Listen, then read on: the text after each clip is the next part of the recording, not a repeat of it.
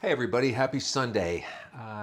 Today I'm going to be taking a deep dive and an analysis to a song by Yes called Long Distance Runaround. Um, this song is something that some of you may be familiar with. The reason why I'm doing this song is that it's got a lot of similar components to the songs that I've been reacting to so far, the Radiohead songs, Incubus, Tool, things like that. Um, and I thought it's something that would be interesting to look at. This song was recorded in 1971. It's off of the album Fragile. And a little background behind this. There have been songs in everybody's life that were really milestones, bands that have been milestones. Growing up, when the Beatles first hit, it was spectacular. It was like nothing any of us had ever heard before. They were young, they wrote their own music, they played their own instruments, they played guitar, bass, and drums. Hey, you know what? I could play that too. I could do that. And it got a lot of people involved in music, and a lot of famous musicians credit their beginning, with the Beatles. As time rolled on, there was all the British invasion bands and the psychedelic bands. And then Jimi Hendrix came along, and another mind blowing moment for me as a guitar player. Nothing like that had ever been done before. Inventive chord styles, inventive solos, great songwriting. So that was a big deal. Then when this album came out in 1971, I had heard the band before and I had heard a couple of their previous albums and I liked them, but this one really resonated with me. And I think it's probably the same with a lot of you that are fans of Radiohead or whatever bands you're into. I can see how passionate and dedicated you guys are to those bands. And it's the same thing. It's one of those bands that comes along at the right time and just resonates with your DNA. They just get inside of you, and not only do you like these bands, but you absorb their music and it changes you.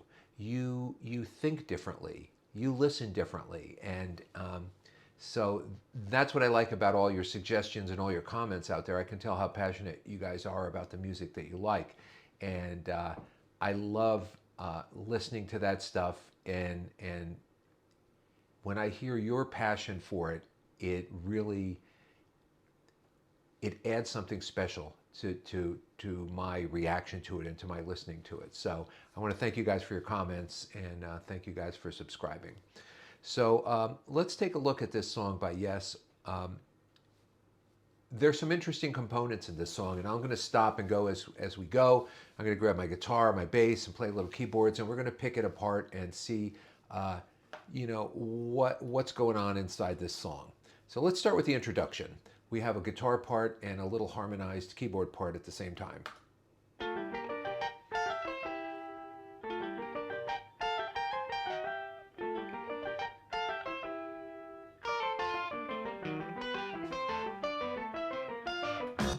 All right, let's take it up to there. You can hear the bass coming in and the rest of the band. So what we have, let me grab my guitar and let's talk about what's going on right there.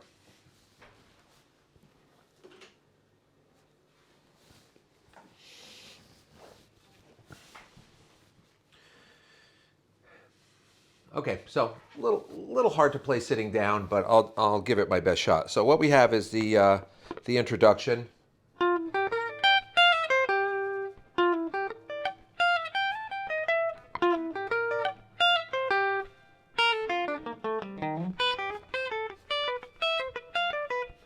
Okay, and then we have a keyboard part on top of that, harmonizing it in thirds.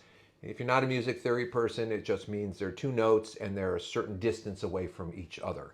They happen to be diatonic thirds, which means they're the notes that are in the scale of the key of the song. There's also some chromatic thirds in there. There's just one little example of it. A chromatic note is a note in between the scale steps, and if you hit one of those notes in the wrong context, it's going to sound awful.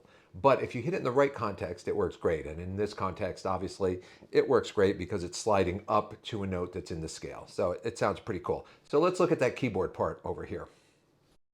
So the keyboard player is doing something like this.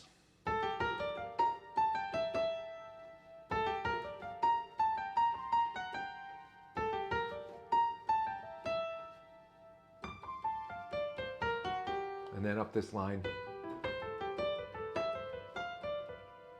like that. So very interesting.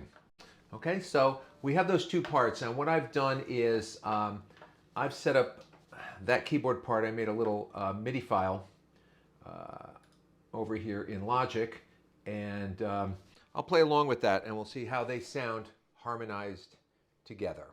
Okay, as a matter of fact, let me pull this over to this side so we can get a better view of it.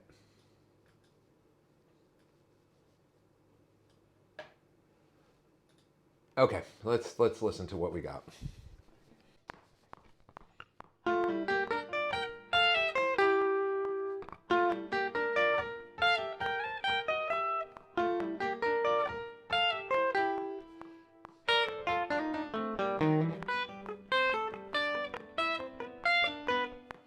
Okay, so that's basically the two parts harmonized together.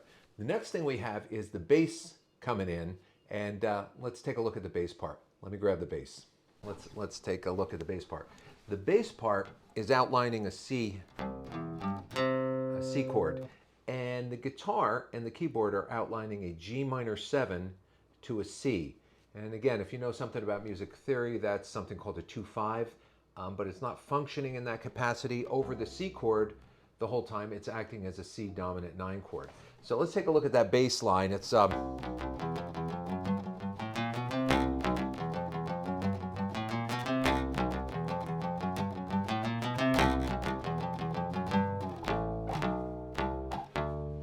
so what you have there is counterpoint. That's the term for that. You have two distinct melodies, completely different, but work within the context of the harmony and work within the context of the chord structure in the song. So let's take a listen to that with the song playing. Let's back it up just a little bit and let's see what we got.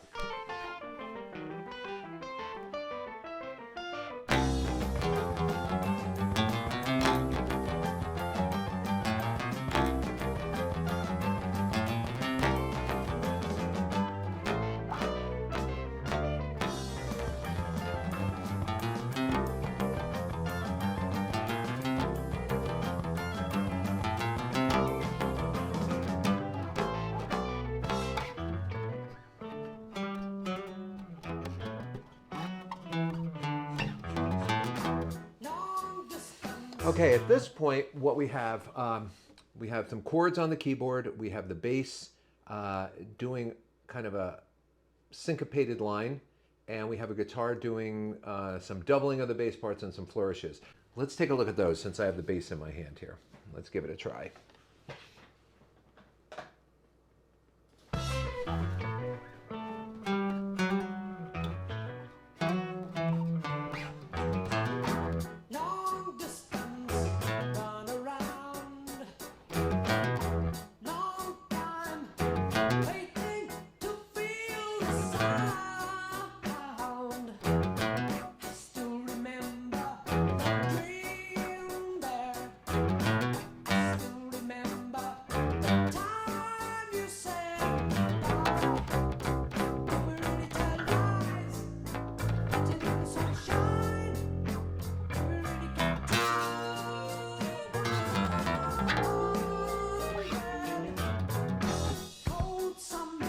Okay, so that goes on. So a simple part, but the context in the way the context that it's in makes it really interesting. So there are some complicated things in this song that sound interesting because of the way they're used, and there's some very simple things that sound interesting and complicated because of the way they're used. So that's really interesting. Next thing we're going to do is talk about the keyboard part. So let's take a look at the keys over here, and let's see what we can do. Okay, so what we have with the keyboards are some pretty simple chords. We have kind of an E, I would say an E, but there's no third in it. So it's an E, and it it just has the second in it. So it's just kind of a nondescript. It's not major, it's not minor. Then it goes, so from there, and then it goes to a B minor, it goes to a G, then it goes to a C with a descending line, a B in the bass, A minor with a G in the bass, F, then a C with an E in the bass, to a B flat. So let's hear it in the context of the song, and let's hear how that works.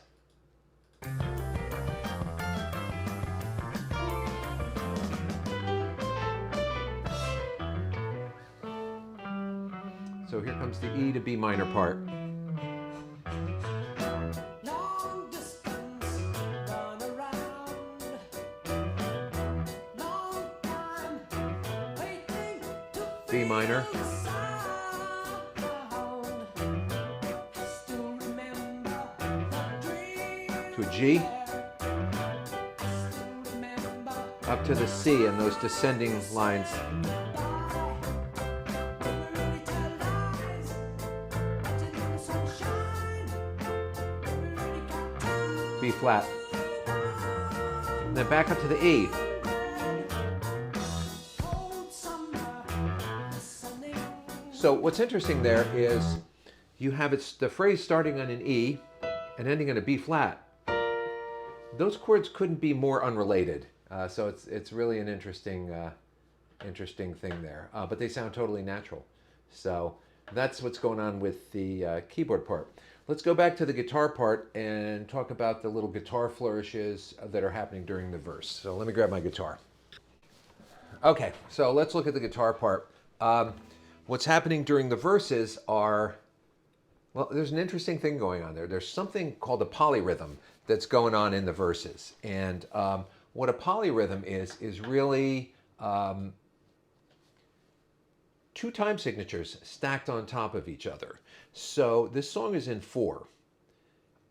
And during the verse, there's 5 going on. There's a 5/4 thing going on in there. So what you have is the band playing in 4/4, but the snare drum and pretty sure it's just a guitar with a wah-wah pedal opening or an auto wah, just playing little percussive chords like that on beat 1 of the 5/4. So let's listen and let's see what we got. I'm going to start counting the 5 for you so you get an idea of where that is. 1, 2, 3, 4. 1, 2, 3, 4. 1, 2, 3, 4. So there's your 4. Here comes 5. 1, 2, 3, 4, 5. 3, 4, 5. 2, 3, 4, 5. 2, 3, 4, 5. 2, 3, 4, 5. So you have the snare drum and a guitar. I think it's guitar. It could be a keyboard part, but it's just a little opening of a wah pedal going in 5. Another way to think of it, which is very interesting, is to think of it in 4/4. But in the first measure of 4/4, the snare is hitting on the first beat. In the second measure of 4/4, the snare is hitting on beat 2. In the third measure, hitting on beat 3. In the fourth measure, hitting on beat 4. And in the fifth measure, we're back to 1 again, and the cycle keeps continuing all the way through. So every 5 bars, they catch up. So let's count it in 4.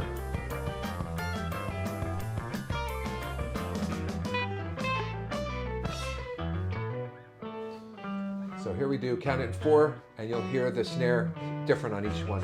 1, 2, 3, 4, 1, 3, 4, 1, 2, 1, 2, 3, 4, 1, 2, 3, 4, 2, 3, 4, 1, 2, 3, 4, 1, 2, 3, 4.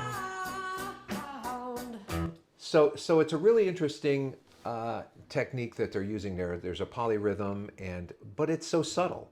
It's really subtle. You don't notice it, and it adds to the song.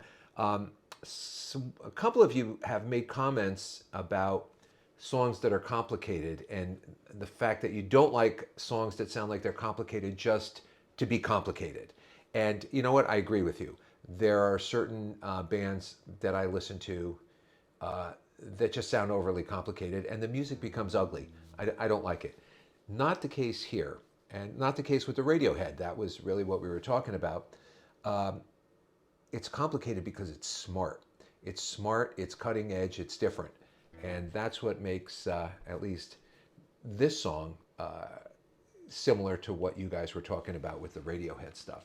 So let's take a little look at the guitar part in the verses, and let's get it playing, and I'll play along with it and show you that. Still remember the dream there. Still remember So then we have these little flourishes. The first one starts in B flat, and it comes in right here.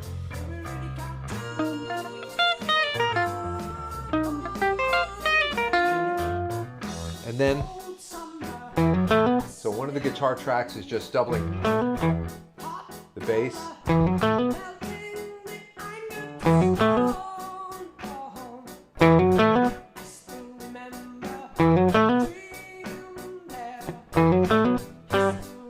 And then some flourishes come in here.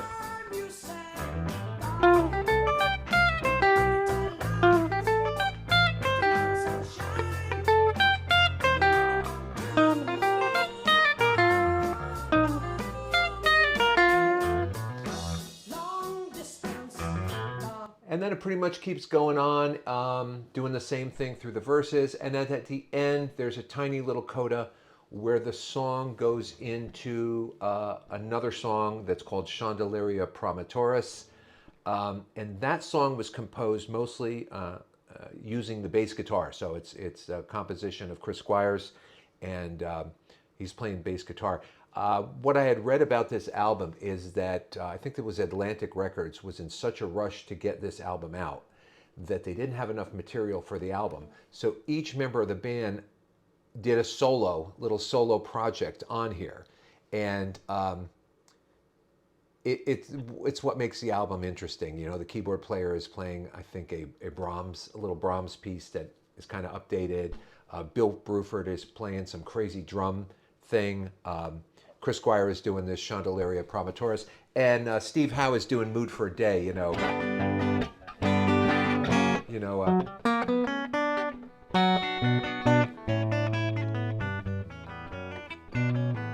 hard to play the guitar like this, but really cool stuff. So let's just take it out to the end and see what's happening there. There's just a little coda. So we have the last verse. 2, 3, 4, 5. 2, 3, 4, 5. 2,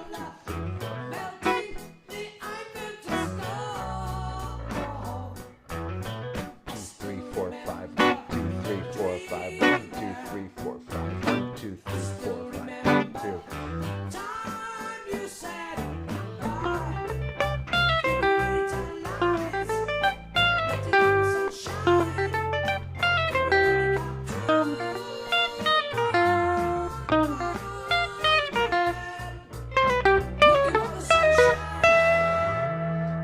And then there's little scale stuff with the echo on. And we go into the Chandeliera Promontoris.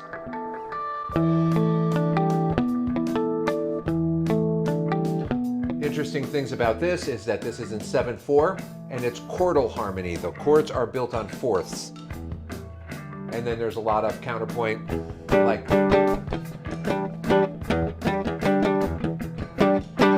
and it goes on.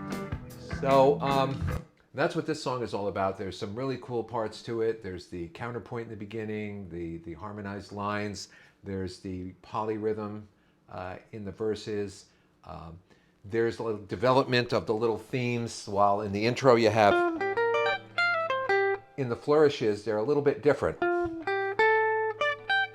It just fits in the chord better. So the idea of taking a theme and developing it, just really great stuff. So let's go through the whole song, and I'll end up by saying, get this, listen to it. Fragile by Yes, listen to the whole thing. If you can get the vinyl, because the mix is unbelievable.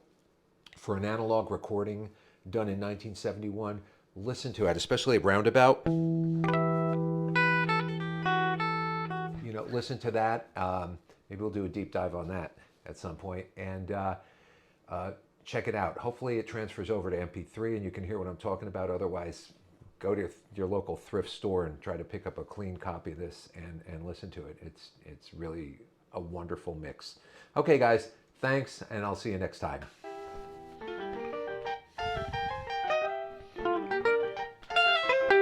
I got to stand up for this.